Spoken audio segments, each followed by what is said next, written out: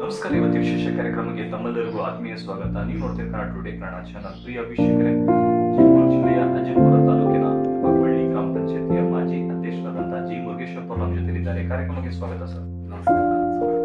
ಈ ಕಾರ್ಯಕ್ರಮದ ಮುಖ್ಯ ಉದ್ದೇಶವೆಂದರೆ ಒಬ್ಬ ಜನಪ್ರತಿನಿಧಿ ಆಗಬೇಕು. ಇಷ್ಟೆಲ್ಲ ಹೋರಾಟ, ವೃತ್ತಿ, ವಿದ್ಯಾಭ್ಯಾಸ, ಜೀವನ ಜನಗಳಿಗೆ ಕಲಿಸಿಕೊಡಿ ಕಾರ್ಯಕ್ರಮದ ಮುಖ್ಯ ಉದ್ದೇಶವಾಗಿದೆ. ಸರ್, ಮೊದಲಿಗೆ ನಿಮ್ಮ ಹುಟ್ಟೂರು, ಬಾಲ್ಯ, ಇಷ್ಟು ಮಾಹಿತಿ ಬಿಡಿ. ನನ್ನ ಹೆಸರು ಜಿ ಮುರುಗೇಶಪ್ಪ, ಹುಟ್ಟೂರು ಗುಂಡೇದಹಳ್ಳಿ.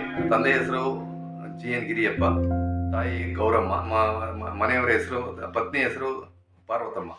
ನಮಗೆ ಇಬ್ರು 3 ಜನ ಮಕ್ಕಳು, ಒಬ್ಬ ಗಂಡು ಮಗ, 2 ಹೆಣ್ಣು ಮಕ್ಕಳು. 3 ಜನನು ವಿವಾಹ ಮಾಡಿದ್ದೀವಿ. ಮಗ ಪದವೀಧರನಾಗಿದ್ರು ಸಹ ನಾನು ಇವತ್ತು ವ್ಯವಸಾಯಕ್ಕೆ ಅವನ್ನ ತೊಡಗಿಸ್ಕೊಂಡಿದ್ದೀನಿ. ಸರ್, ನಿಮ್ಗೆ ರಾಜಕೀಯಕ್ಕೆ ಬರ್ಬೇಕನ್ಸಿದ್ದೆ ಯಾವಾಗ? ರಾಜಕೀಯ ನಾನು 1977ರಲ್ಲಿ ನಾನು ವಿದ್ಯಾಭ್ಯಾಸ ಮುಗಿಸಿ ಗ್ರಾಮಕ್ಕೆ ಸೇರ್ಪಡೆಯಾದೆ. ಆಗ ನಮ್ಮ ಗ್ರಾಮದ ಕೆಲವೊಂದು ಅಭಿವೃದ್ಧಿಗಳು ಕುಂಠಿತವಾಗಿದ್ದು, ಎಲ್ಲ ಗ್ರಾಮದ ಎಲ್ಲರ ಅಭಿಪ್ರಾಯದಂತೆ ನೀನು ಗ್ರಾಮ ಪಂಚಾಯತಿ ಮೆಂಬರ್ ಆಗಬೇಕು ಅನ್ನೋ ಅಭಿಪ್ರಾಯ ಸೂಚಿಸಿದ್ರು. ಅದರಂತೆ ನಾನು ಗ್ರಾಮ ಪಂಚಾಯತಿ ಸದಸ್ಯ ಆದೆ. ರಾಜಕೀಯಕ್ಕೆ ಪ್ರವೇಶ ಮಾಡಿದೆ. ಸರ್, ಮೊದಲಿಂದ ನೀವು ಸಮಾಜ ಸೇವೆ ಮಾಡ್ಕೊಂಡ್ ಬಂದಿದ್ದೀರಾ ಸರ್? ಹೌದು, ನಾನು ಮೊದಲಿಂದಲೂ ಸಮಾಜ ಸೇವೆ ಮಾಡಿದ್ದೀನಿ. ಯಾಕೆಂದರೆ ನಮ್ಮಲ್ಲಿ ಈಗ 2 ಪ್ರತಿಷ್ಠಾನಗಳಿದ್ದಾವೆ. ಒಂದು ಗೋರುಚ ಪ್ರತಿಷ್ಠಾನ, ಒಂದು ರೇಣುಕಾ ಜನಕಲ್ಯಾಣ ಪ್ರತಿಷ್ಠಾನ. ಅದರ ಜೊತೆಯಲ್ಲಿ ನಮ್ಮದು ಹೇಮರೆಡ್ಡಿ ಜನಾಂಗ ಸಂಘದ ನಾನು ಉಪಾಧ್ಯಕ್ಷನಾಗಿ ಸುಮಾರು 11 ವರ್ಷಗಳ ಕಾಲ ಸೇವೆ ಸಲ್ಲಿಸಿದೆ. ಈಗಲೂ ಸಹ ನಾನು ಗೌರವಾಧ್ಯಕ್ಷನಾಗಿ ಸೇವೆ ಸಲ್ಲಿಸ್ತಾ ಇದ್ದೀನಿ. ನಾನು ಬಡವರಿಗೆ, ಅಂದರೆ ವಿದ್ಯಾಭ್ಯಾಸ ಇದ್ದವರಿಗೆ, ಇಲ್ಲ ಆರೋಗ್ಯ ಏನಾದ್ರು ತೊಂದರೆ ಆದವರಿಗೆ ಧನ ಸಹಾಯವನ್ನು ಸಹ ಇಲ್ಲಿ ತನಕ ಮಾಡ್ಕೊಳ್ತಾ ಬಂದಿದ್ದೀನಿ. ಸರ್, ಪ್ರತಿಯೊಬ್ಬರ ಜೀವನದಲ್ಲಿ ಮಾರ್ಗದರ್ಶಕರಿರ್ತಾರಲ್ಲ, ನಿಮ್ಮ ಜೀವನದ ಮಾರ್ಗದರ್ಶಕರು? ನಮ್ಮ ತಂದೆ ತಾಯಿ ಮತ್ತು ಹಿರಿಯರು, ಗ್ರಾಮಸ್ಥರು. ಸರ್, ರಾಜಕೀಯ ಜೀವನದಲ್ಲಿ ಮಾರ್ಗದರ್ಶಕರು ನಮಗೆ ಮಾಜಿ MLA ಆಗಿರ್ತಕ್ಕಂಥ ಸುರೇಶ್ ಅವರು, ಶೋಭಾ ಕರಂದ್ಲಾಜೆ ಅವರು, ಈಗ ನಾವು ನಮ್ಮ ಕೋಟಾ ಶ್ರೀನಿವಾಸ್ ಅವರು, ಸಾಕಷ್ಟು ಜನ ನಮಗೆ ಭೇಟಿ ಆಗಿದ್ದಾರೆ. ಅದರಲ್ಲಿ ಭಾಳ ಆಪ್ತರು ನಮಗೆ CT ರವಿ ಅವರು. ಸರ್, ಗ್ರಾಮ ಪಂಚಾಯತಿ ಚುನಾವಣೆಗೆ ಸ್ಪರ್ಧೆ ಮಾಡಲು ಕಾರಣ? ಗ್ರಾಮಸ್ಥರಿಂದ ನನಗೆ ಗ್ರಾಮದಲ್ಲಿ ಕೆಲವು ಸಮಸ್ಯೆಗಳು ಉದ್ಭವ ಆಗಿದ್ವು. ಅದರಲ್ಲಿ ಮುಖ್ಯವಾಗಿ ನೀರಿನ ಸಮಸ್ಯೆ, ಆಮೇಲೆ ರಸ್ತೆ ಸಮಸ್ಯೆ, ಆಮೇಲೆ ಆರೋಗ್ಯ ಸಮಸ್ಯೆಗಳು ಭಾಳ ಇದ್ವು ಇದರಲ್ಲಿ.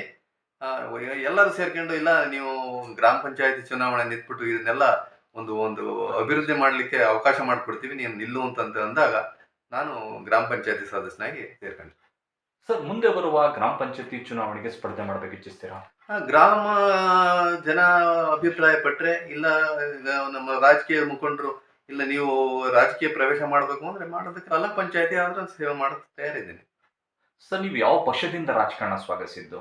ನಾನು ಬಿಜೆಪಿ ಇಲ್ಲ. ಸರ್, ಏನೀಗ ಬಿಜೆಪಿ ಪಕ್ಷ?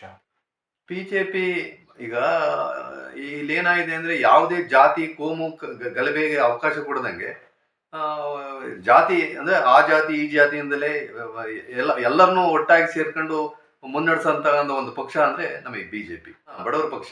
ಮೋದಿ ಈಗ ಇವತ್ತು ನಮಗೆ ಪ್ರಧಾನಮಂತ್ರಿ, ಈಗ 3 ವರ್ಷದ ಅಂದ್ರೆ 3 ಅವಧಿಯಲ್ಲಿ ಪ್ರಧಾನಮಂತ್ರಿಗಳಾಗಿದ್ದಾರೆ ಅಂದ್ರೆ ನಮ್ಮ ಮೋದಿ.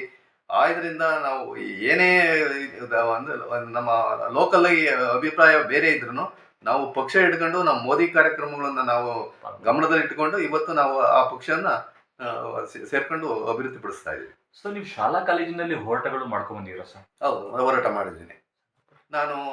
ಹೋರಾಟ ಅಂದರೆ ನಾವು RSS ಅಲ್ಲಿದ್ವಿ. ಸಾಮಾನ್ಯ ಆ ಟೈಮಲ್ಲಿ ಇಂದಿರಾ ಗಾಂಧಿಯವರು ಪ್ರಧಾನಮಂತ್ರಿ ಆಗಿದ್ರು, ತುರ್ತು ಪರಿಸ್ಥಿತಿ ಘೋಷಣೆ ಆಗಿತ್ತು. ನಾನು ಪಕ್ಕ RSS ಅಲ್ಲಿದ್ದೆ. ಅದರಲ್ಲಿ NCC ಕೆಡೆಟ್ ಆಗಿ ನಾನು ಹೋರಾಟ ಮಾಡಿದ್ದೀನಿ. ಅದು ಸರ್, ನಿಮ್ಮ ಜೀವನದ ಒಂದು ಸಂತೋಷಗಳಿಗೆ ಯಾವುದು?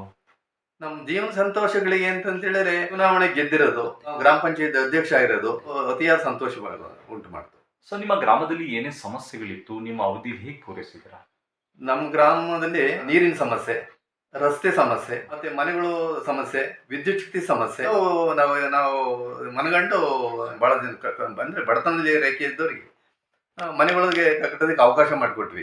NREG ವರ್ಕು, ಈಗ ಕೆರೆ ಕೆಲಸಗಳು, ಕುಡಿಯ ನೀರಿನ ವ್ಯವಸ್ಥೆ, ದನಕರುಗಳಿಗೆ ನಮ್ಮ ಹೊಲ ನಮ್ಮ ದಾರಿ, ರಸ್ತೆ ಕಾಮಗಾರಿಗಳು ಏನಿದ್ರು NREG ವರ್ಕ್ ಅಲ್ಲಿ ನಾವು ಪೂರ್ಣಗೊಳಿಸಿದ್ವಿ. ರುದ್ರಭೂಮಿ ಸಮಸ್ಯೆ ಇತ್ತ ನಿಮ್ಮ ಊರಲ್ಲಿ? ರುದ್ರಭೂಮಿ ಸಮಸ್ಯೆ ಇಲ್ಲಿ ತನಕ ಏನಿಲ್ಲ ಸರ್. ಏನಿಲ್ಲ. ಮತ್ತೆ ಬೇರೆ ಯಾವ್ದು ಸಮಸ್ಯೆ ಇಲ್ಲ, ಇದೆ ನಿಮ್ಮ- ಸಮಸ್ಯೆ ನಿಮ್ಮ ಗ್ರಾಮ? ಅಲ್ಲಲ್ಲ, ಮನೆಗಳೆಲ್ಲ ಈಗ ಏನು ಬಡತನ ರೇಖೆಯಲ್ಲಿ ಇದ್ದಾರೆ ಅವರಿಗೆಲ್ಲ ಈಗ ಮನೆ ನಾವು ಗ್ರಾಮ ಪಂಚಾಯತಿಯಿಂದ ಸರ್, ಏತ ನೀರಾವರಿ ಸಮಸ್ಯೆ, ಕಾಡು ಪ್ರಾಣಿಗಳ ಸಮಸ್ಯೆ ಏನಾದ್ರು ಕಾಡು ಪ್ರಾಣಿಗಳ ಸಮಸ್ಯೆ ಇದೆ. ಇದೆ? ಇದೆ. ಅದನ್ನ ಬಗೆಹರಿಸಿದ್ದೀರಾ ಸರ್? ಇಲ್ಲ, ಅದು ಬಗೆಹರಿಸೋದಕ್ಕೆ ಈಗ ಸರ್ಕಾರನೇ ಆದೇಶ ಮಾಡಿದೆ, ಅವೆಲ್ಲ ಕಾಡ ಪ್ರಾಣಿಗಳನ್ನು ನೀವು ನಾಶ ಮಾಡಬಾರ್ದು, ಅದನ್ನ ನೀವು ಏನೇ ಹೇಳಿದ್ರು ನಮ್ಮ ಇಲಾಖೆಯವರಿಗೆ ವಿಷಯ ತಿಳಿಸ್ಬಿಟ್ಟು ಮಾಹಿತಿ ಕೊಡಿ, ಅದು ಅವರು ಇಲಾಖೆಯವರು ಬಂದ್ಬಿಟ್ಟು ಅದು ಏನು ಕ್ರಮ ಕೈಗೊಳ್ಬೇಕು ಅದು ಮಾಡ್ತೀವಿ ಅಂತ ಹೇಳಿದ್ದಾರೆ. ಸರ್, ಕೊನೆ ಪ್ರಶ್ನೆ, ಜನ ನಿಮ್ಗೆ ಮತ ಹಾಕಿದ್ರಲ್ಲ, ಅವ್ರು ಏನ್ ಹೇಳಿ ಬಯಸ್ತೀರಾ? ನಾವು ನಮಗೆ ಜನ ಮತ ಹಾಕಿದ್ರಿಂದ ಅವರಿಗೆಲ್ಲ ನಾವು ನಮಸ್ಕಾರ, ಧನ್ಯವಾದಗಳನ್ನು ಹೇಳ್ತಾ ಇದ್ದೀನಿ. ಅವ್ರ ಪ್ರೇರಣೆ ಇವತ್ತಿಗೂ ಇರಲಿ, ಮುಂದೂ ಇರಲಿ ಅಂತಂದೇಳಿ ಕೇಳ್ಕೊತಾ ಇದ್ದೀನಿ. ಸರ್, ನಮ್ಮ ಜೊತೆ ಚರ್ಚಿಸಿ ನಿಮಗೂ ಕೂಡ ಧನ್ಯವಾದಗಳು ಸರ್. ಧನ್ಯವಾದ, ನಮಸ್ಕಾರ.